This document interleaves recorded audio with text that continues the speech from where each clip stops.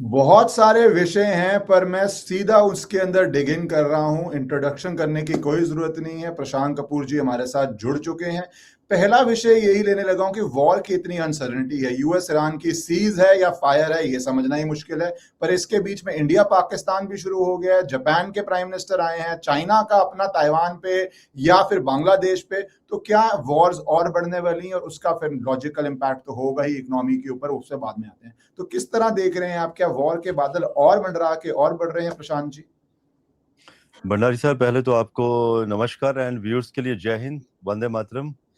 सो आपने जो शुरुआत की कि अभी ये सीज फायर कब तक चलने वाला है, 25 जुलाई 2026 ये समय तारीख निकल रही है जो विश्व लगन कुंडली इशारा कर रही है कि ये जो भी यूएस इजराइल ईरान के मध्य जो सीज फायर हुआ है ये इसी समय तक है। क्योंकि ये जो समय है इसमें थोड़ी सी गोल्ड की एंड सिल्वर की मेटल्स की कीमतें स्टेबल होंगी, फिर नीचे जाएंगी, क्रूड ऑयल में फिर किल्लत आएगी। 25 जुलाई के बाद ये जो स्ट्रेट ऑफ हॉर्मुज अभी जो खुल गया है, जो परेशानियां लोगों की सॉल्व हो रही हैं, लोग खुशी का एक माहौल है कि भाई हमारे पास अभी ऑयल के भंडार धीरे धीरे फिर बढ़ने शुरू हो गए हैं, रोड्स पे लाइनें कम होना शुरू हो गई हैं। ये थोड़े दिन की ही खुशी है, ये ज्यादा लंबी नहीं चलेगी। और भंडारी साहब, वैसे भी ये जो वर्ष है इसमें मंगल कमांडर रहेंगे और ये प्रभाव रहेगा 5 अप्रैल 2027 तक। एंड अगर हम हिजरी संवत की भी बात करें, 1448, क्योंकि जो लोग समझते हैं ज्योतिष को उन्हें मालूम है कि विक्रमी संवत इस समय 2083 चल रहा है और हिजरी संवत 1448 चल रहा है। तो हिजरी संवत में भी अष्टम घर का सक्रिय हो जाना मतलब ये इस्लामिक राष्ट्रों के लिए भी खतरे की घंटी है। तो युद्ध जो है वो फिर से शुरू होने वाला है और इस बार जो स्ट्राइक होगी वो ईरान की तरफ से होती हुई दिखाई दे रही है। आई नो कई लोग सोचेंगे कि ईरान तो युद्ध चाहता नहीं है, ये एक ऐसी कंट्री भी नहीं है जो सामना कर सके इजराइल और यूएसए का। बिल्कुल, हम सब समझते हैं, लेकिन अभी ईरान रुकेगा नहीं। ईरान खुद इन्फ्लेट करेगा इस युद्ध को, खुद कुछ ना कुछ बड़ा करने की तैयारी कर रहा है और अचानक ईरान कुछ ऐसा करेगा कि इजराइल के ऊपर सडन अटैक अटैक होंगे। इजराइल जो कि हम ये मानते हैं कि भारत का भी मित्र है, बट देखिए अभी इजराइल की कुंडली में भी प्लानिटरी कॉम्बिनेशंस खराब चले हुए हैं, तो योग बने हैं कि उनकी जनता को कष्ट होगा, जनता के ऊपर कोई ना कोई वेपन्स के अटैक होंगे बड़े मासिव लेवल पर। तो ईरान के अलावा और कौन करेगा? तो ऐसा दिखाई दे रहा है कि ये युद्ध अभी बहुत लंबा चलेगा। अगले 1 वर्ष तक तो युद्ध खत्म होने के कोई चांस नहीं दिखाई दे रहे। वीडियो को 5 सेकंड के लिए इसलिए पॉज किया है क्योंकि मेरी आपसे रिक्वेस्ट है कि अगर आपको पसंद आए तो आप इस वीडियो को लाइक और चैनल को सब्सक्राइब कर लीजिए। जब प्रशांत जी, अब आप इस्लामिक देशों पे खतरे की बात कर रहे हैं, तो इस्लामिक देश, उसमें अगर मैं दुबई की बात करूं या थोड़ा सऊदी अरेबिया की भी करूं, तो दुबई तो एक इंटरनेशनल डेस्टिनेशन बन चुका था और सऊदी अरेबिया भी वो सिटीज बना रहा था, कोशिश कर रहा था टूरिज्म का मनी लाने के लिए। पर आप कह रहे हैं कि इनके लिए और विकेट समय है और वहां पे भारतीय भी बहुत हैं, पूरे मिडिल ईस्ट में ही हर जगह ही अलग अलग लेयर्स पे हैं। तो आपको लग रहा है कि अगला साल भी बहुत मुश्किल होने वाला है इस्लामिक देशों के पर्सपेक्टिव से भी, इन देशों की अगर हम बात करें तो? देखिए, अभी जो हिजरी संवत शुरू हुआ है वो 17 जून से शुरू हुआ है और वो भी लग्नेश अष्टम में चला गया है। अराउंड धन धन लग्न की कुंडली बनती है, जो अभी मैं कॉम्बिनेशन चेक कर रहा था। और अष्टम घर सक्रिय होना मतलब बहुत ज्यादा पीड़ा में चले जाना।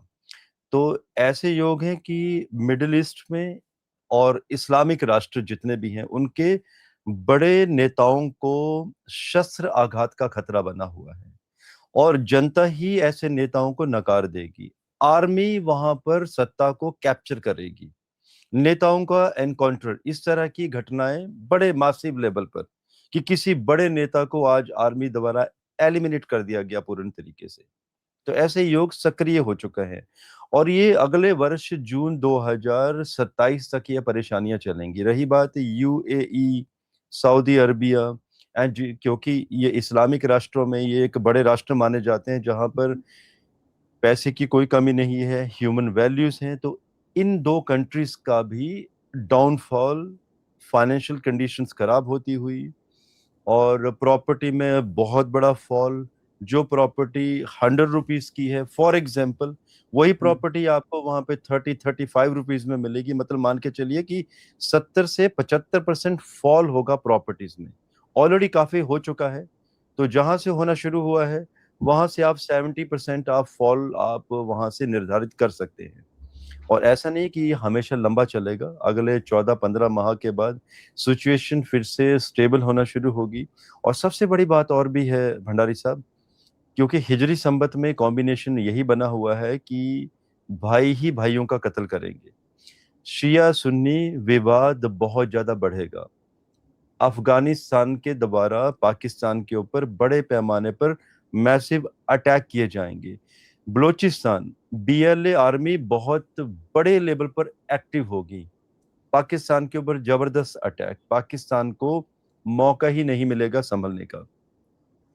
सिमिलरली मिडिल ईस्ट में और भी जो ग्रुप्स हैं जो सपोर्ट करते हैं ईरान को और ईरान के सहारे इजराइल के ऊपर अटैक करते हैं, इन ग्रुपों में आपस में ही मतभेद आ जाएंगे। कोई कोशिश करेगा लीडरशिप लेने की, किसी को ये लगेगा कि he was the king maker. तो ये जो कन्फ्लिक्ट है ना, ये भाइयों को भाइयों के साथ लड़वाएगी। तो शिया सुन्नी के बीच में आपस में बहुत बड़ा विवाद, जैसे कि सितंबर 2020 को भी हुआ था। उस समय 13 दिनों का काल योग पक्ष आया था और महाभारत काल में भी जब युद्ध हुआ था तो वो भी 13 दिनों के काल पक्ष में ही हुआ था। तो सिमिलर कॉम्बिनेशन जो सितंबर 2020 में बने थे, आपको याद होगा अफगानिस्तान में जब जो भी वहां के शियास थे उन्होंने भागना शुरू कर दिया था। दूसरी कंट्रीज में भाग गए थे, सुन्नीज ने उनके ऊपर अटैक किया था, शियास भी कर रहे थे। महिलाओं के जो राइट्स थे वो छीन लिए गए थे। पहले जो मीडिया में काम करती थी या जो ओपननेस थी, उन्होंने कल्चर को ही बदल बदल कर एक तालिबानी कल्चर बना दिया। तो ये सारी परेशानियां दिखाई दे रही हैं। साथ में एक चीज और भी दिखाई दे रही है, अफगानिस्तान की बात करूं। अफगानिस्तान में योग बने हैं कि तालिबान को एक्सेप्ट किया जाएगा। बहुत सारी कंट्रीज ऐसा कुछ सॉल्यूशन निकालेंगी कि तालिबान को मान्यता देने के भी योग बने हैं 2027 जून के आसपास तक। लेकिन ओवरऑल इस्लामिक राष्ट्र खतरे में है, आपस में ही लड़ेंगे और बड़े बड़े युद्ध भी लड़ेंगे और वेपन्स भी ऐसे ऐसे चलेंगे जो रशिया यूक्रेन के बीच में अभी जो वॉर हुई, इतने बड़े बड़े वेपन्स अटैक हुए, ऐसे ही होंगे इन राष्ट्रों के मध्य। तो आप बहुत बड़ी भविष्यवाणी कर रहे हैं, क्योंकि मैं अगर इस्लामिक देशों को दो हिस्सों में काट दूं, एक पैसे वाले जो पूरा ये वेस्ट एशिया हो गया और एक पाकिस्तान सेपरेट, उसको मैं बात पूछ लूंगा। तो आप जब 70% बोल रहे हैं प्रॉपर्टी में या किसी में 20-25%, 30% गिरने के बाद ही एकदम महामारी मर जाती है, हाहाकार मच जाता है, तो market crashes like nobody's business. तो आप उस लेवल तक भी देख रहे हैं। और दूसरी जो आपने बात बोली बहुत इंटरेस्टिंग है, लीडरशिप चेंज। तो वहां पे रिजीम चेंज होगा, असैसिनेशंस होंगे या आर्मी करे तो फिर तो पूरा वो हमने देखा अरब स्प्रिंग हुआ था। तो आपको अरब स्प्रिंग क्या वेस्ट एशिया में, मिडिल ईस्ट में इस बार ही आता दिख रहा है कि लीडरशिप चेंज हो रही है, पुराने पुराने डायनेस्टीज हाउसेस उड़ रहे हैं? Your wish is my command. A lot of you have been telling me that I need to start an English YouTube channel. As you see me on national television doing debates in English, I write in English, but important issues, some of you would be more comfortable to hear videos in English. So at least twice a week on my new English channel, either with a guest or conversation, or once a week covering the important issues, I would be posting on this channel in the original English audio. I may also put certain AI videos in English with translation so that you can get that experience also. So please shower your love there, your support there, and join this English YouTube channel. Thank you so much. ये जो आपने बात कही कि पुराने जो system है, देखिए लोकतंत्र की डिमांड अभी हर जगह पर बढ़ेगी, मुस्लिम राष्ट्रों में भी बढ़ेगी और चाइना में भी। ये अभी आप देखिएगा अक्टूबर 2026 के बाद अभी इस्लामिक राष्ट्रों से मैं चाइना में भी थोड़ा सा शिफ्ट कर रहा हूँ। हर कंट्री में डिमांड बढ़ेगी कि वहां पर लोकतंत्र को स्थापित किया जाए, जो कि पॉसिबल नहीं हो सकता, बिकॉज एक तरीका होता है किसी कंट्री को चलाने का। आज चाइना में साम्यवादी सरकार है, अगर आज वो लोकतंत्र में ले जाने की कोशिश करेंगे तो उनकी सरकारें भी नहीं मानेंगी, बिकॉज उनका जो एक करप्शन सिस्टम है, जो बेहतरीन तरीके से निश तरीके से चलाया हुआ है, जो पब्लिक को पता नहीं चलता है, कैसे करेंगे उसको एग्जीक्यूट। तो ये डिमांड हर कंट्रीज में बढ़ेगी और पब्लिक सड़कों पे उतरेगी। और वैसे भी शनि की महादशा आने वाली है। अगर हम पुराने इवेंट्स की भी बात करें तो 1998 हमारा कारगिल युद्ध भी हुआ था, भारत और भारत के बीच में कारगिल युद्ध। शनि मेष राशि में थे उस समय, और जैसे ही शनि मेष राशि में जब होंगे और जब कृतिका कृतिका नक्षत्र सूर्य के नक्षत्र को कनेक्ट करेंगे, तो वो एक टाइम आएगा जब गोल्ड में एक बड़े पैमाने पर फॉल होगा। राइज दोबारा होगा, लेकिन गोल्ड में फॉल होने का ये भी मतलब होगा कि जनता बड़े पैमाने पर सड़कों पर उतरेगी। ये पूरे विश्व की बात हो रही है। ये घटनाएं होंगी भंडारी साहब अराउंड मान के चलिए फरवरी 2029 से लेकर अक्टूबर 2029 के बीच में दुनिया में बहुत बड़े बड़े आंदोलन, सांप्रदायिक दंगे, जनता का सड़कों पर उतरना, बड़े बड़े एनकाउंटर्स। और मेरे पास एक डाटा भी है, अगर आपको याद हो और हमारे साथ जो दर्शक जुड़े हुए हैं अगर उनकी जियोपॉलिटिकल नॉलेज हो, एक एनकाउंटर हुआ था श्री प्रकाश शुक्ला का यूपी में। ये 1998 सितंबर में हुआ था। ये उस समय शनि की महादशा, माफ कीजिएगा, शनि उस समय मेष राशि में थे। कारगिल वॉर मई जुलाई 1998 में हुई थी। फिर आप देखिए अमरनाथ यात्रा में भी नरसंहार हुआ था अगस्त 2000 में। फिर रेड फोर्ट के ऊपर भी अटैक हुआ था दिसंबर 2000 में। तो ये जो इवेंट्स हैं ना, शनि के हैं ये। अब देखिए उस समय जो दुनिया थी, जो स्थिति थी, अगर हम घरों की भी बात करें, क्योंकि मैं घर, इवेंट्स, अटैक, मासिव अटैक इकट्ठा करना चाहता हूं, तभी तो आप कड़ियां समझेंगे।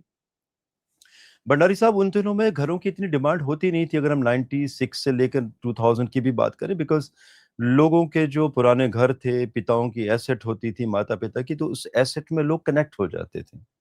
लेकिन अब डिमांड बहुत ज्यादा है, लेकिन सप्लाई भी बहुत ज्यादा है। अगर रेट्स बढ़े हैं दुबई में, सऊदी में, बड़ी बड़ी सिटीज में, तो ये इन रेट्स को इन्फ्लेट किया गया है। ऑलरेडी सप्लाई बहुत ज्यादा थी।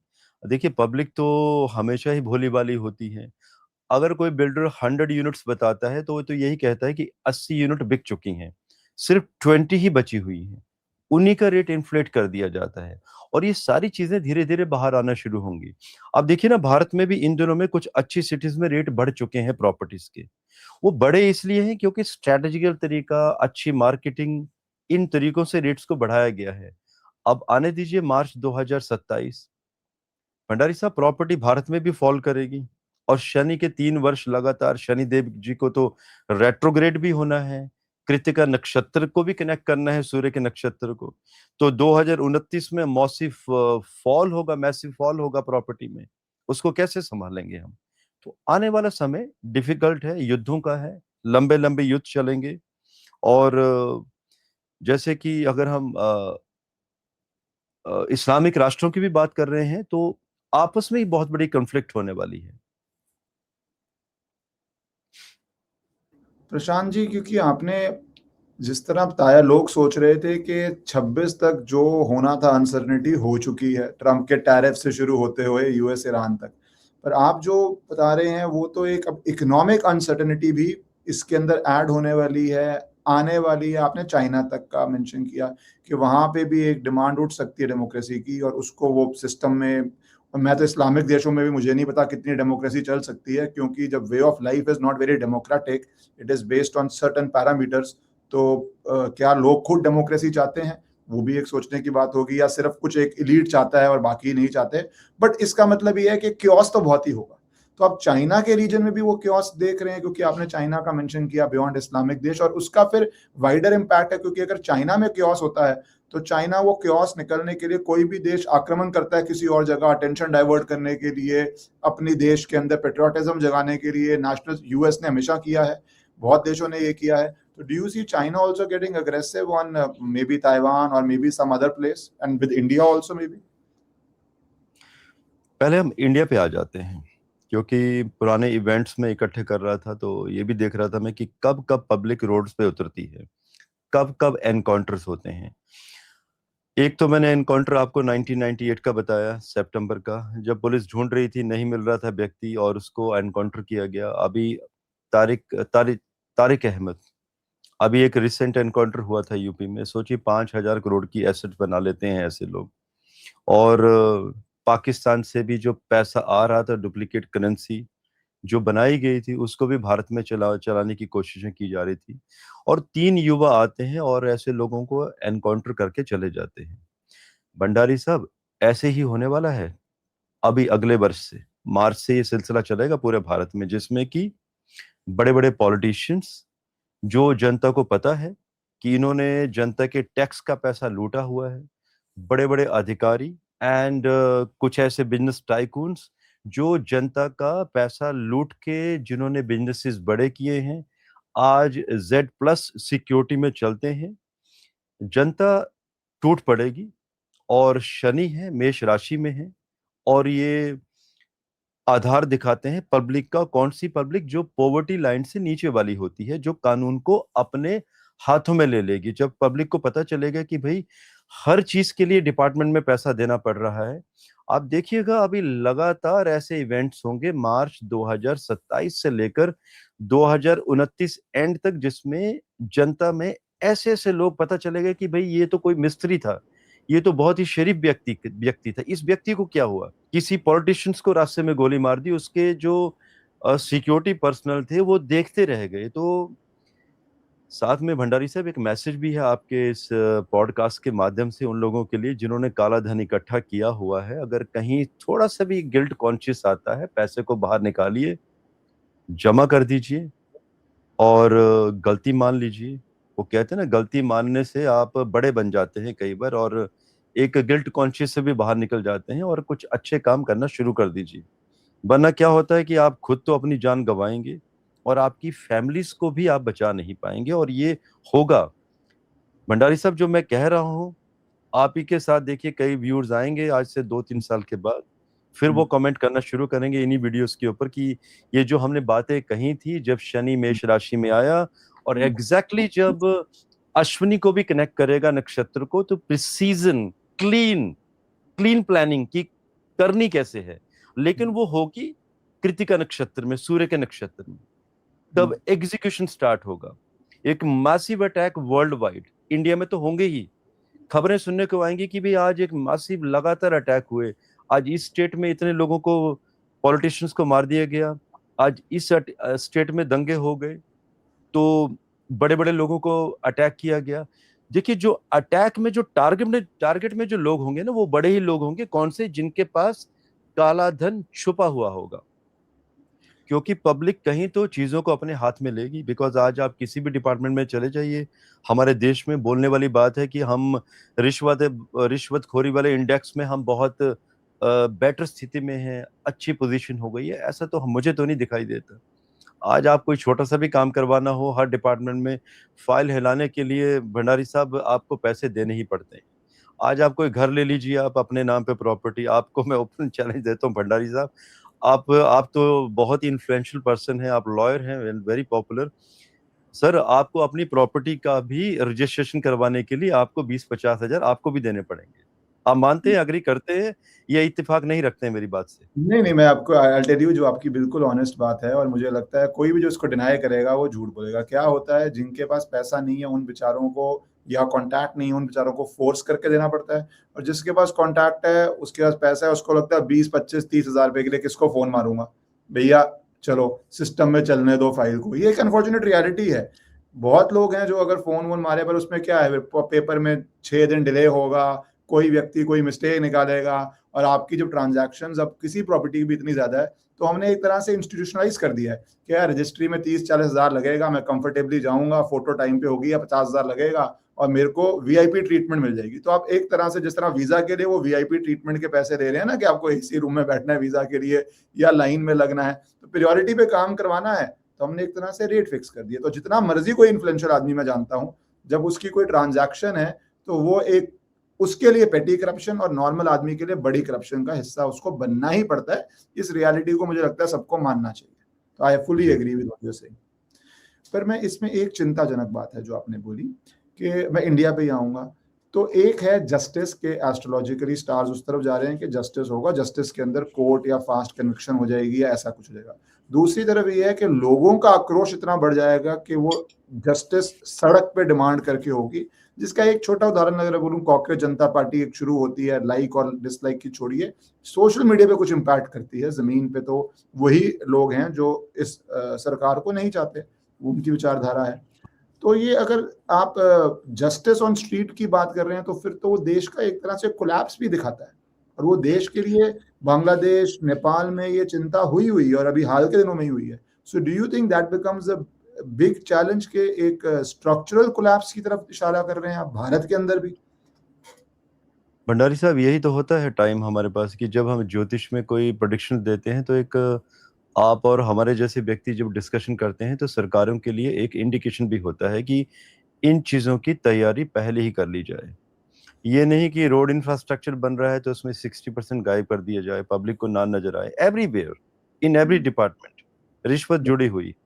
तो एक इशारा भी होता है सरकारों के लिए कि अगर ये जो मैसिव लेवल पे जनता अपने हाथों में सिस्टम को लेने वाली है आज से 2 ढाई वर्ष बाद में, तो उसकी तैयारी पहले की जाए।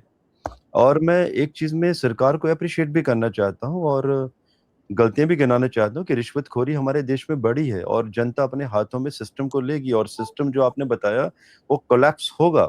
गृह युद्ध के भी चांसेस बन जाते हैं ऐसे केसेस में। और दूसरी तरफ I would appreciate our government कि शनिदेव जी नीचाभिलाषी अभी होने वाले हैं मार्च 2027 से। पब्लिक आज ही विरोध कर रही है सरकारों का कि इन्होंने ये कर दिया, वो कर दिया, लेकिन हमारी लीडरशिप की एक बड़ी खास बात है कि फ्यूचरिस्टिक अप्रोच लेके चल रहे हैं कि अगले वर्ष कितने बड़े लेवल पे कोलैप्स हो सकता है सिस्टम। उसकी तैयारियां आज ही शुरू हो चुकी हैं। कई लोग आज भी मुझसे पूछते हैं कि इन्होंने तो सिस्टम खराब कर दिया। I do not agree with people because अभी ये जो भी हुआ पीछे गैस के लिए लोगों की लाइन लगी सिलेंडर भरवाने के लिए या डीजल भरवाने के लिए। भंडारी साहब, ये अभी ट्रेलर भी नहीं है क्योंकि 2027 में सिचुएशन और ज़्यादा वर्स्ट होने वाली है। तो आज हमारी गवर्नमेंट ऑलरेडी आगे का फ्यूचर प्लान सोच के तैयारी कर रही है कि 2027 के बाद हमारे लोगों को दिक्कतें ना हो। चलिए, वो तो बहुत अच्छी बात है जो इनके एक्शंस भी दिखाई दे रहे हैं, दीज़ आर फ्यूचरिस्टिक। लेकिन रिश्वतखोरी को कम करना होगा। वरना एक तरफ तो चीज़ें आपने अच्छी कर दी कि जब पूरा विश्व विस्फोट के ढेर पर खड़ा होगा 2027 के बाद, दुबई जैसी बड़ी-बड़ी सिटीज़ में प्रॉपर्टी फॉल हो रही होगी, उनके स्टॉक मार्केट के इंडेक्स क्रैश कर रहे होंगे, तब भारत स्टेबल होगा। लेकिन अगर आप रिश्वतखोरी ये रूट से खत्म नहीं करेंगे तो कैसे चलेगा? आप आज सोचिए किसी डिपार्टमेंट में आप चले जाएँ, किसी सरकारी बैंक में, जहाँ पर 20 व्यक्ति होने चाहिए, वहाँ पे 6 से काम चल रहा है।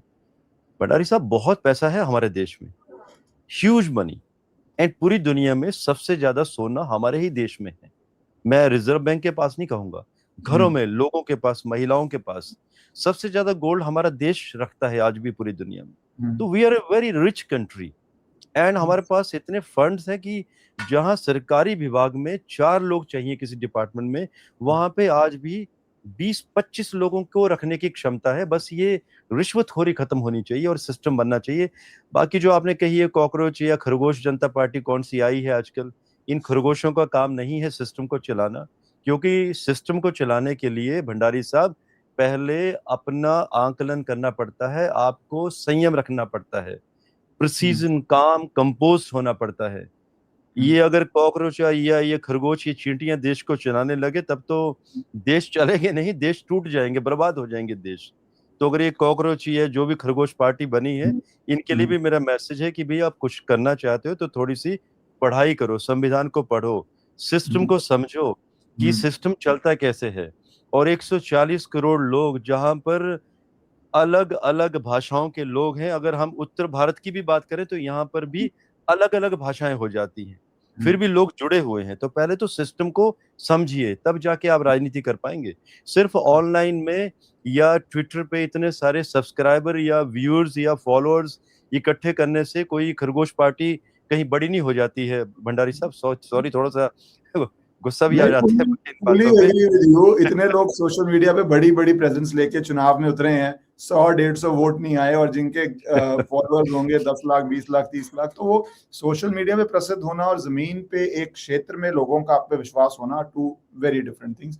पर आपने एक बहुत बिल्कुल इंपॉर्टेंट बात बोली कि जो आप बता रहे हैं वो, जैसे इंडिविजुअल्स के लिए आप बताते हैं कि गोल्ड, सिल्वर, शेयर मार्केट में प्रिकॉशंस क्या लेनी चाहिए, रियल एस्टेट में लेना चाहिए, वैसे ही पीपल इन एडमिनिस्ट्रेशन को भी कुछ प्रिकॉशंस, प्रिवेंटिव मेजर्स लेने चाहिए जब सिचुएशन एस्ट्रोलॉजिकली डिफिकल्ट होने जा रही है। एंड आई थिंक बहुत लोग सुनते हैं, मुझे पता है लोग अथॉरिटी में भी सुनते हैं आपको, so I hope they take the necessary precautions कि नेपाल या बांग्लादेश जैसी स्थिति भारत में सड़क पे ना खड़ी हो जाए, जो कि चुनौती परसिस्टेंट ही है, कितने ही आंदोलन हुए हैं, कोई हाथ से बाहर ना निकल जाए या कोई वायलेंट ना हो जाए।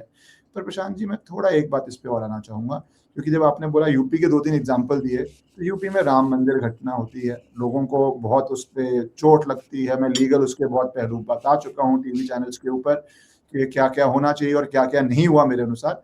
बट इसका, क्योंकि यूपी का चुनाव आने वाला है और यूपी के चुनाव में एक बड़ी चेहरा है जिनके लिए स्ट्रॉन्ग व्यूज हैं आइदर साइड, तो आप इसका क्या असर देखते हैं बाकी मंदिरों पे, समाज पे और राजनीति पे जो चंदा में चोरी हुई है?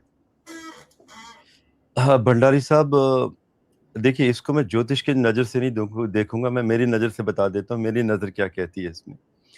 देखिए, एक चोरी होती है जो आपको सामने दिखाई देती है, आपको पता है कि ये चोरी होनी है। आप वक्फ बोर्ड को देख लीजिए, विदेशों से खूब चंदा आ रहा है, इकट्ठा हो रहा है, और वही चंदा आतंकवाद के लिए प्रयोग में लाया जा रहा है। हर व्यक्ति को पता है देश में कि ये बहुत बड़ा क्राइम हो रहा है यहाँ पे, बट खुल के हो रहा है, सामने पता है आपको। एक हो रहा है कि मंदिरों में वहां पे 100 रुपए में से 10 रुपए गायब हो जा रहे हैं, 10% का सीधा कट निकल के चला जा रहा है, और ये कहा जा रहा है कि हिंदू तकलीफ में जाएगा। ये तो वो वाली बात हो गई ना भंडारी साहब कि आपको एक इवेंट पता चला जहां पर राम मंदिर में ऐसा हो रहा है, तो ऐसा तो बहुत जगह हो रहा है। और वहां पे भी जो लोगों का पैसा है, जो लोगों ने चढ़ावा चढ़ाया है, यही तो पैसा हम गवर्नमेंट को भी देते हैं टैक्स के रूप में, वहां पे भी चोरी हो रही है। तो ना तो पॉलिटिशियंस को कोई पूछता है, ना कोई अधिकारियों को पूछता है। लेकिन हाँ, ये वाली बात आ जाती है कि भाई जो राम मंदिर में जहाँ पे लोगों ने चोरी की, उनका कार्मिक कनेक्शन, उनको दंड मिलेगा, तो दंड तो सबको मिलेगा, चोरी तो चोरी है। लेकिन हमें तो उन चोरियों को सबसे पहले रोकना चाहिए जो सामने से दिखाई देती हैं। बाकी रही बात राम मंदिर में हुआ, गलत है और गलत है, जो भी हुआ गलत हुआ। लेकिन ये तो भंडारी साहब एक एग्जाम्पल है, ऐसा अभी भी बहुत जगह चल रहा है। और एक बात और भी है, छोटा जो व्यक्ति होता है नीचे, जो एम्प्लॉइज जो 15-16 हजार रुपए सैलरी ले रहा है, नोटों की काउंटिंग कर रहा है, अभी न्यूज आ रही है कि ऐसे एम्प्लॉइज 10 करोड़ के मकान बना चुके हैं पिछले 2 सालों में, फॉर्च्यूनर जैसी गाड़ियों पे घूम रहे हैं। भंडारी साहब, नीचे के लेवल पे ना कभी करप्शन हो ही नहीं सकती। नीचे का व्यक्ति डरा हुआ रहता है, उसे, उस बेचारे को अपनी जॉब की फिक्र होती है कि मेरे से एक भी गलती हो गई, 1 रुपए की भी हेरा फेरी, डिसऑनेस्टी हो गई, वो हमेशा 0% डिसऑनेस्टी को फॉलो करता है। तो उसको पता होता है उसकी जॉब चली जाएगी, उसका घर नहीं चलेगा। ये जो बड़े क्राइम होते हैं टॉप से शुरू होते हैं, ऊपर से जब तक शय नहीं मिलेगी आप नीचे कुछ भी नहीं कर पाएंगे। अब और ज्यादा मत बुलवाइए। नहीं आप नहीं, ये इम्पोर्टेंट बात बोल रहे हैं, नहीं आप बहुत इम्पोर्टेंट बात बोल रहे हो। मैंने भी उस पर जनता यही जनता बोला है समझदार कि है भंडारी मल्टीपल, साहब। नहीं नहीं, आई फुली एग्री। जनता जनता ही जनता ने ही राम मंदिर बनवाया है और जनता की ही आस्था पे ठेस पहुंची है। और जनता को समझ आ रहा है कि एक मल्टीपल लेयर फेलियर है और उस मल्टीपल लेयर्स में लेयर्स हैं, तो वो लेयर्स तक आपको पहुंचना है। हाँ, और एक बात और जोड़ दूं जो आपने बहुत इंपॉर्टेंट की कि और कहाँ कहाँ हो रहा है, it is also wake up call कि आपको बाकी जगह भी may be something good comes out of it, कि अब जनता को डायरेक्टली इन्वॉल्व होके एक transparent procedure where the Janata can see what is happening, वो वाली दिशा में टेक्नोलॉजी अब अवेलेबल है। टेक्नोलॉजी आपको सब कुछ 24/7 लाइव स्ट्रीमिंग भी करवा सकती है कि भैया कहाँ पे अगर दान दिया जा रहा है, वो कैसे जा रहा है, everything can be live stream, payments can be made online. तो सिस्टम्स डेवलप करने पड़ेंगे आपको, and that is probably, I hope that good comes out of it जनता के लिए। भंडारी साहब, यहाँ पे एक मेरा और ओपिनियन देना चाहूंगा। मुझसे भी बड़े बड़े ज्ञानी हैं, मैं ज्ञानी नहीं मानता अपने आप को, हाँ छोटे मोटे शास्त्र पढ़े हैं मैंने। तो मैंने एक चीज पढ़ी है वहां पे कि जब आप ऐसी जगह दान देते हो और वो गलत प्रयोग में लाया जाए तो आप खुद आप आपके भागी बनते हो। मैं अपनी पर्सनल बात कहूंगा, मैं जब भी किसी डिवाइन प्लेस पे जाता हूँ, मैंने आज तक कभी ना पैसे चढ़ाए ना कभी चढ़ावा चढ़ाया। मेरा ये मानना है कि पहले तो आप आस पड़ोस में जान पहचान वालों में देखिए कि किसी का ऑपरेशन तो नहीं होने वाला है, कोई गरीब व्यक्ति तो नहीं है, किसी बच्चे की पढ़ाई बाधित तो नहीं हो पा रही है, कोई हेल्थ से कोई परेशान तो नहीं है, किसी का ऑपरेशन होना है या किसी को कोई परेशानियां चल रही हैं। तो मेरे मानना है कि हमें इंस्टेड ऑफ डिवाइन प्लेसेस पे पैसा चढ़ाने की बजाय, चाहे वो किसी भी धर्म और पंथ समुदाय के क्यों ना हो, बेटर कि पहले अपना आस पड़ोस तो ठीक कर ले। उन लोगों को तो जो जरूरतमंद इंसान है, जो आपको दिखाई देते हैं, पहले उनके लिए कार्य तो कर ले। बट क्या है ना कि लोगों को इम्प्रेस करना होता है कि हम कितने बड़े दानी हैं, हमने सबसे बड़ा हमने दान दिया है इस मंदिर में, तो लोगों को वो डाटा में भी तो चाहिए। लेकिन इसके लिए आप अपने कर्म अच्छे नहीं कर रहे हो, बल्कि आप आपके भागीदारी बन रहे हो, जहाँ पे पता चल रहा है कि आपका दिया हुआ पैसा वो निरर्थक चला गया, किसी काम में नहीं आया, गलत कामों में चला गया। क्योंकि ऐसे जो पैसे जाते हैं, अक्सर लोग शराब पी रहे हैं, जुआ खेल रहे हैं, सट्टा चल रहा है। जो चोरी कर रहे हैं वो तो पाप कर ही रहे हैं, और दूसरा दान सबकी अपनी अपनी एक माइंडसेट है। कोई व्यक्ति डायरेक्टली दान करना चाहता है, कोई अगर किसी संस्था को, मंदिर छोड़िए किसी संस्था को भी ट्रस्ट करता है, चैरिटीज को ट्रस्ट करता है। कुछ लोग बोलते हैं चैरिटीज में बिल्कुल मत दीजिए, कुछ लोग देते हैं, उनको विश्वास है कि हम नहीं कर सकते पर ये इतने बच्चों को एजुकेट कर रहे हैं तो यहाँ देना चाहिए। अब वो कैसे आप वेरीफाई करें, वो बहुत एक इंडिविजुअलिस्टिक डिसीजन है कि मेरे अनुसार आपके पास अगर क्षमता है तो आप जितनी जगह कर सकते हैं, मंदिर भी दीजिए, चैरिटी भी दीजिए और पर्सनली भी दीजिए, बट हाँ वेरीफाई करके, वो एक बहुत जरूरी बात है। फिर मैं थोड़ा इससे आगे बढ़ के, क्योंकि हमने इंडिया की बात ही कर रहे हैं, मैं थोड़ा इंडिया की जॉब्स और इकोनॉमी पे आऊंगा। आपने एक हिंट दिया कि सरकार ज्यादा भर्तियां कर सकती है अगर डिपार्टमेंट में या बैंक में 4-5 लोग हैं। दूसरी तरफ ये है कि क्या लोगों को सरकारी भर्तियों से निकल के अपने पे रिलाय करना चाहिए? आप अपना करते हैं, मैं अपना करता हूँ, 10 लोग और अपना करते हैं, and we need to get out of this mindset कि सरकार नौकरियां देगी। पर मैं इस पे थोड़ा एस्ट्रोलॉजी भी करना चाहूंगा, क्योंकि हमारी एक यूथ पॉपुलेशन है, आप बोल रहे हैं अनरेस्ट की तरफ भी बढ़ रही है, तो आप किस तरफ देख रहे हैं, इकोनॉमी किस तरह होने जा रही है भारत की for the young people entering the job market? देखिए, बेरोजगारी आगे बढ़ेगी। जैसे भारत की कुंडली मैंने निकाली हुई है, तो अभी ये जो समय चल रहा है ना भंडारी साहब, मंगल में राहु का पीरियड चलेगा 24 फरवरी 2027 तक। तो फरवरी 2027 तक परेशानियां चलेंगी, एंड उसके बाद भी फरवरी 2027 से लेकर जनवरी 2028 तक का जो समय होगा, इसमें बेरोजगारी भारत में ज्यादा बढ़ेगी, क्योंकि गुरु का अंतर शुरू होगा मंगल में, और जिसमें षडबल इज ओनली 0.72। फिर जब शनि का अंतर आएगा तो वो जॉब्स एक्टिवेट करेगा हमारे भारत में। मतलब मान के चलिए, अच्छी जॉब्स का समय जनवरी 2028 के बाद आएगा, जब बड़े पैमाने पर जॉब उपलब्ध होंगी हमारे पास। तो अभी तो मतलब आप 1.5 साल एक कठिनाई कंटिन्यू देख रहे हैं, तो it is nothing is going to solve out very soon, if I put it like that. थोड़ा इसका क्योंकि मैंने लंबा पास्ट स्टडीज भी देखी है, मैंने जो पिछले केसेस देख रहा हूँ 98, 99, 96 के आसपास, जो सिमिलर प्लानिटरी कॉम्बिनेशन से सिमिलर तो नहीं रहते हैं। अगर 30 वर्ष के बाद अगर शनिदेव जी चेंज होते हैं तो ट्रांजिट्स और बाकी बदल जाती हैं। बट हाँ, कुछ एक चीजें सिमिलैरिटीज रहेंगी। बीपी सिंह का टाइम देख लीजिए, चंद्रशेखर एंड हमारे जो भी उस टाइम के प्रधानमंत्री रहे हैं, अनस्टेबिलिटी रही है। वाजपेयी जी ने 13 दिनों के लिए भी सरकार चलाई है, बेरोजगारी बहुत ज्यादा बढ़ गई थी उन दिनों में। तो सेम कॉम्बिनेशन अभी भी दिखाई दे रहे हैं कि रोजगार अभी जनवरी 2028 के बाद ही स्टेबल होंगे। और ये जो अभी करंट भी स्थिति बनी हुई है, अभी हमारे देश में बेरोजगारी बढ़ेगी अगले 1.5 वर्ष तक, ग्रह योग के अनुसार। और आपने एक मैसेज भी है। आपने उदाहरण ही मैक्सिमम क्योस टाइम का दिया है, चंद्रशेखर और वीपी सिंह। इसी से मुझे लगता है जनता जो पॉलिटिक्स फॉलो करती है काफी कुछ समझ जाएगी कि क्या हो रहा है। बिल्कुल, तो एक मैसेज भी है इसमें भंडारी साहब आपसे बात करने में, क्योंकि मेरा मानना है कि जब हम ऐसी प्रोडिक्शन देते हैं तो solution should always be there कि जो एम्प्लॉयज अभी अच्छी अच्छी कंपनीज में हैं, बेटर है कि वो कंपनीज में बने रहें, इंस्टेड ऑफ कि आप कहीं किसी नई जगह पर जाएं और वहां पे आपका कॉन्फर्मेशन भी ना हो पाए। 3 या 6 माह का जो पीरियड होता है कंपनी में, मालूम चला कि उस कंपनी में अगर वो प्रोजेक्ट कंपनी है तो पता चला प्रोजेक्ट आया ही नहीं उसके पास, या पता चला कि प्रोडक्ट कंपनी है तो प्रोडक्ट पूरा कर ही नहीं पाई, डूब गई कंपनी। तो ये एक ऐसा समय है जब जो लोग जहां हैं वो स्टेबिलिटी से बने रहें, ज्यादा हाथ पैर पैर ज्यादा बड़े मारने की कोशिश ना करें जब तक आपके अंदर वो एक्सेप्शनल स्किल्स नहीं है।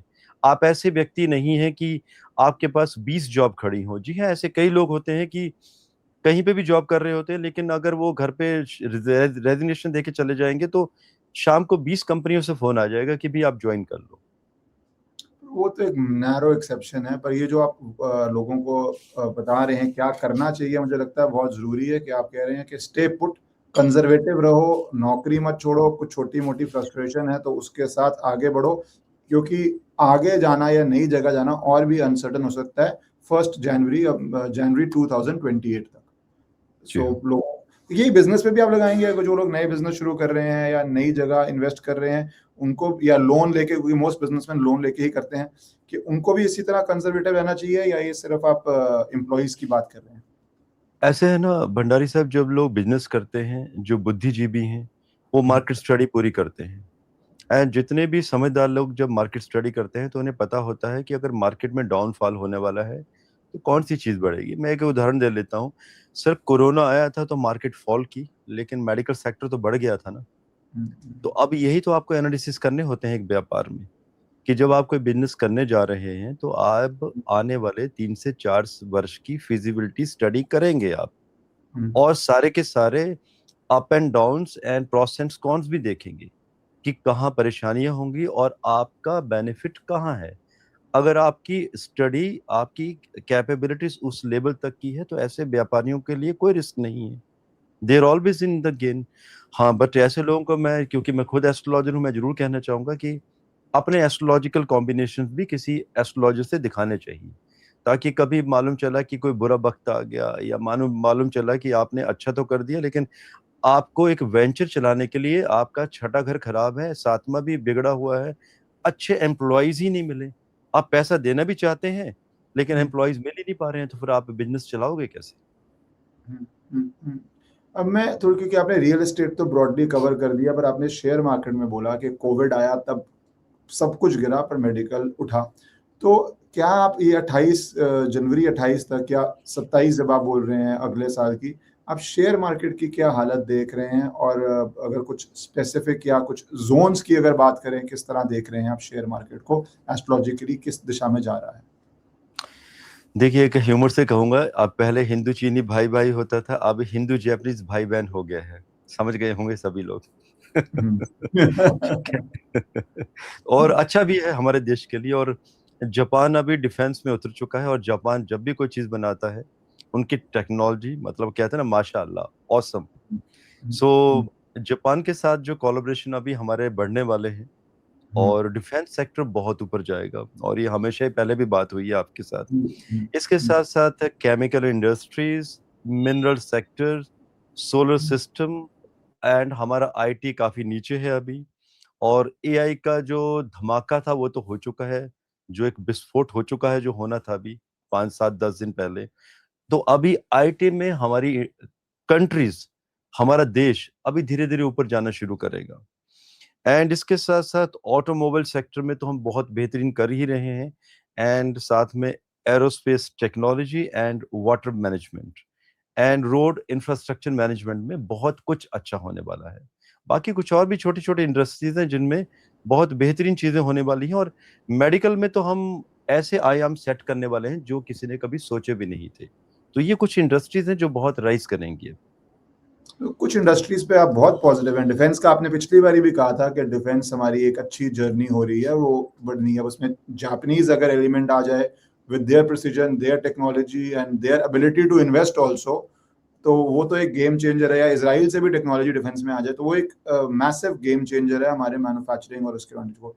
बट ये मुझे एक्चुअली बड़ा क्या है ना, भंडारी साहब, जब भी जापानीज लोग कोई गाड़ी बनाते हैं, आप देखिए जापानीज गाड़ियां भी हैं मार्केट में, तो एक जो इंजीनियरिंग का एक जो डिसिप्लिन होता है ना, दे फॉलो दैट। क्योंकि मैं खुद इंजीनियर हूँ, तो जब मैं टोयोटा की मशीन्स देखता हूँ, पूरा इंफ्रास्ट्रक्चर देखता हूँ कि वायरिंग कैसे करते हैं, सॉरी हम थोड़ा सा और टेक्नोलॉजी में चले गए, नहीं इंजन जरूरी है। कैसे इंजन कैसे डिजाइन करते हैं, टर्बो को कहाँ लगाना है, लाइनिंग कहाँ से जानी है। तो जब इंजीनियरिंग जब ये करते हैं, तो मैं हैट्स ऑफ देता हूँ इन लोगों को कि कितनी डिसिप्लिन है इनकी इंजीनियरिंग में, और यही डिसिप्लिन इनका हर जगह पे होता है। सो पर मुझे जो मैं एक और सेक्टर पे आना चाहता हूँ कि जहाँ पे आपने बोला आईटी, क्या क्योंकि आईटी बहुत देर से पिट रहा है और कुछ लोग कह रहे हैं वी मिस्ड द बस, कि हमने जो 90s में आईटी में किया वो हमने एआई के बाद we have completely missed, sector is destroyed. उसका कोई ना सैलरीज बढ़ रही हैं और आप एक तरह से ओल्ड टेक्नोलॉजी से वेस्ट विंग की तरफ जा रहे हो। पर आप कह रहे हैं आईटी सेक्टर में भी एक रिवाइवल है, या वापस हम उसको मॉडिफाई करके जो ग्लोबल जिस तरफ टेक्नोलॉजी जा रही है उसका एक नया हिस्सा बनने वाले हैं, तो that is the sector you are again thinking will rise? Actually Bhandari साहब, थोड़ा सा मुझे टेक्नोलॉजी के लिए बताना पड़ेगा यहाँ पे। एस्ट्रोलॉजिकली तो मैं कॉम्बिनेशन देख चुका हूँ कि राइज होगा भी आईटी में अगले वर्ष, और ये अक्टूबर नवंबर के बाद धीरे धीरे होना शुरू होगा। अभी व्यूअर्स एक एग्जांपल समझ जाएंगे, क्योंकि मे भी हो सकता है ज्योतिषियों के मुंह से एग्जांपल अच्छे न लगे। मैं एक एग्जांपल दे देता हूँ। आज आप कभी भी सुनेंगे, हो सकता है आपको भी ऐसी कॉल आती हो, लोग कहते हो कि आपका हम सर्च इंजन ऑप्टिमाइजेशन करेंगे, गूगल पे नंबर 1 पे ले जाएंगे। क्योंकि सबको, किसी को भी जो वेबसाइट बनानी है कमर्शियल लेवल पे, तो गूगल को ही रिप्रेजेंटेशन देनी होती है कि हम नंबर 1 पे आना चाहते हैं सर्च पे। भंडारी साहब, आप जब सर्च इंजन ऑप्टिमाइजेशन में, आज जब लोगों के इंटरव्यू मैं भी लेता हूं, मेरी कंपनी भी है, कुछ आईटी कंपनी है, आप सोचिए इंग्लिश में ग्रामर का जी भी नहीं पता है, और वो एसईओ करने जा रहे हैं, उनको जॉब नहीं मिल रही है, लेटेस्ट एआई फॉलो कर रहे हैं। कभी मैं एक ही क्वेश्चन पूछता हूँ कि भाई हाउ वुड यू डू। उनका कहना होता है सर ग्रामरली तो है ना, हम कर लेंगे। लेकिन ग्रामर में उनको ये भी नहीं पता कि प्रेजेंट टेंस होता क्या है। आप सोचिए how will you do it, जब आपको पता ही नहीं है कि ग्रामर कैसे चलेगा, आप एसईओ कैसे करेंगे। ऐसे बहुत सारे एग्जांपल हैं। आज जितने भी आईटी वाले हैं, आज बहुत सारे टूल हैं, गिटहब वगैरह, कई टेक्नोलॉजी वाले समझ रहे होंगे मैं क्या कहना चाहता हूँ। बनी बनाई चीजों को, कोड्स को उठा के इंटीग्रेट कर रहे हैं अपनी एप्लीकेशन में, और ये कभी सोचते भी नहीं है कि इनके ऊपर कभी ना कभी अटैक हो जाएगा। क्योंकि सेम लाइब्रेरी, सेम क्लासेस आप किसी की कॉपी करते हो, पेस्ट करते हो, एक एप्लीकेशन रेडी करते हो, भाई वो बचेगी थोड़े नहीं, वो तो डेली वनरेबल हो जाएगी, डेली के डेली अटैक होंगे उसके ऊपर। अब देखिए भंडारी साहब, मैं आईटी पास्ड आउट हूँ 2003। हमारे समय में ना बहुत प्रिसीजन से काम करते थे हम लोग। सिक्योरिटी की तो बात ही नहीं थी। जब एप्लीकेशन डिजाइन करते थे, जब डेवलपमेंट करते थे, तो सिक्योरिटी साथ साथ में चलती थी हमारी। आज क्या होता है, जब एक एप्लीकेशन बन जाती है, उसके बाद सिक्योरिटी टेस्ट होता है। हमारे टाइम पे साथ साथ में हम डिजाइन टाइम पे ही ये सारी चीजें देख लेते थे। ये जो बने बनाए टूल आ गए हैं आज की डेट में, ओपन सोर्स, इसमें लाइब्रेरी एंड क्लासेस इतनी भारी हैं कि हर व्यक्ति को अपनी साइट बनानी है ओपन सोर्स में, कहते हैं जी 4 घंटे में वेबसाइट बन गई। सर ऐसे थोड़े नहीं होता है। जब आपको लाइफ टाइम, अगर आपको कोई ई कॉमर्स एप्लीकेशन बनानी है, तो आपका एक डिजाइन होता है, खाका तैयार करते हैं, टाइम लगता है, एंड आपको सिक्योर एप्लीकेशन बनानी होती है। चाहे भी वो कितना भी बड़े से बड़ा हैकर हो, आपकी साइट पे अटैक नहीं कर सकता। लेकिन आज के समय में हर एक वेबसाइट वनरेबल हो चुकी है। आज बड़े बड़े जो हैकर हैं, वो ब्लैक होस्टिंग करते हैं उन वेबसाइट्स पे जाके। आप सोचिए कैसे चलेगा। तो लोगों को भी थोड़ा सा समझना होगा कि भाई आपने बहुत कर लिया, बहुत फायदा उठा लिया, टेक्नोलॉजी का मिसयूज कर लिया, थोड़ी सी पढ़ाई कीजिए। और ये जो लोगों को आदत पड़ी है बार बार मोबाइल रील देखने की, अगर ये टाइम थोड़ा सा मोबाइल को साइड रख के डेली 3-4 घंटे आईटी वाले पढ़ाई कर लें, कुछ हट के कर लें, सर बहुत तरक्की कर जाएंगे। आई थिंक हम थोड़ा सा आगे चले गए हैं। नहीं नहीं, जरूरी है बिकॉज जो आप बातें कर रहे हैं, क्योंकि आजकल हर व्यक्ति अपनी वेबसाइट सोचता है कि मैं ही अपना, लॉयर्स ही मिलते हैं यंग 1 सेकंड में वेबसाइट क्रिएट करें। चलो लॉयर्स के लिए ठीक है, अगर आप कुछ कॉन्फिडेंशियल डाटा नहीं कर रहे, आप सिर्फ एक एडवर्टाइजमेंट पेज है, पर जिसको कमर्शियल ट्रांजैक्शन करनी है उसके लिए जो आप कह रहे हैं बहुत सही है। जिसको सिर्फ एक इन्फॉर्मेशन देनी है, एक पेज में पैसे बचते हैं, बना लीजिए। कमर्शियल के मैं लिए एक भंडारी साहब, सॉरी टू इंटरप्ट यू बीच में। भंडारी साहब, मेरी एक सॉफ्टवेयर कंपनी है प्रिस्टल प्राइवेट लिमिटेड के नाम से। तो आप सोचिए ना, वहां पे कई लोग आज भी हमसे एप्लीकेशन बनाते हैं, कुछ ऐसी एप्लीकेशन जो 6 से 8 घंटे में ऑनलाइन रेडी हो जाती है, और मात्र वो खर्चा बैठता है उनका कोई 15 से 20 हजार। तो आप सोचिए, जो एप्लीकेशन 20 हजार में तैयार हो सकती है एक दिन में, वही एप्लीकेशन हमारी 20 से 25 बंदों की टीम 3 महीने लगा के 40 से 50 लाख में वो एप्लीकेशन तैयार हो रही है। अब सोचिए, जो व्यक्ति 50 लाख में एक एप्लीकेशन तैयार करवा रहा है, जो उसको 4 घंटे में मिल सकती है, सेम फीचर्स, सर कुछ तो फर्क होगा उसमें, क्योंकि वो हैक नहीं होगी, आपको बिजनेस अच्छा मिलेगा, लॉन्ग रन पे आप ऑर्गेनाइज अच्छे से करेंगे, आप ग्रोथ करेंगे। सर यही तो फर्क है। आज हर व्यक्ति वेबसाइट बनाना चाहता है, ई कॉमर्स में उतरना चाहता है, लेकिन उन्हें पता ही नहीं है कि करना क्या है। हर व्यक्ति को साइट बनानी है। प्रशांत जी, जो आप बात कर रहे हैं, जो आपके पास आ रहा है 40 लाख खर्च रहा है, मैं तो सिंपल बात बोलता हूँ, आप 25,000 में भी वेबसाइट बना सकते हैं, आपके पास आके प्रोफेशनली बना सकते हैं। लॉयर्स आपको एक्स रेट में भी मिल जाएंगे और हमारे रेट में भी मिल जाएंगे। और मेरा एक सिंपल सा जवाब होता था पहले, अब तो कोई पूछता नहीं, खैर, कि यू पे यू गेट व्हाट यू पे फॉर। 25,000 का काम करवाना है तो आपको 25,000 की सिक्योरिटी और मिल जाएगी, आपके साथ एग्जैक्टली। आपसे करवाना है तो वो मिलेगा।